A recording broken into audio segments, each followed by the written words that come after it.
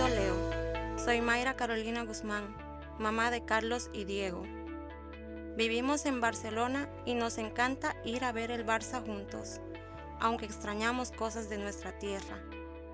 Otras no, como el Chagas. Como sabrás, el Chagas es una enfermedad provocada por un parásito que se encuentra principalmente en América Latina.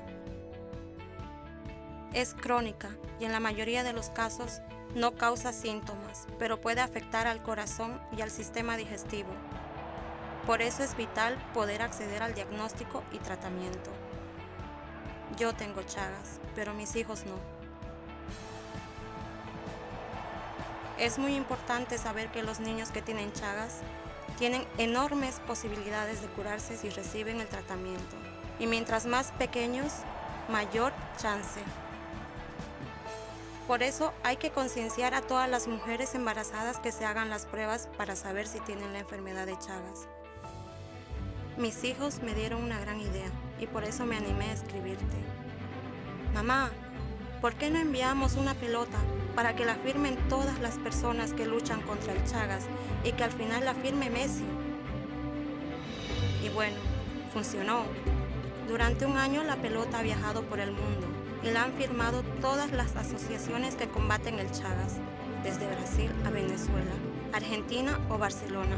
Solo faltas tú. ¿Nos ayudas, Leo?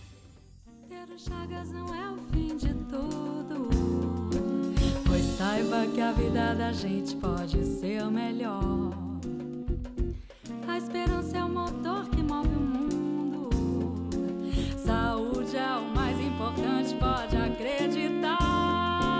E existe lugar que alguém pode te ajudar. Vamos juntos sem medo que tem muito chão pra Si estás embarazada, hazte las pruebas. Si tienes Chagas, no olvides hacérselas a todos tus hijos. Ahora es el momento de ganarle al silencio. Ahora es el momento de ganarle a la enfermedad de Chagas. vai te dar a vida, seu coração, atenção.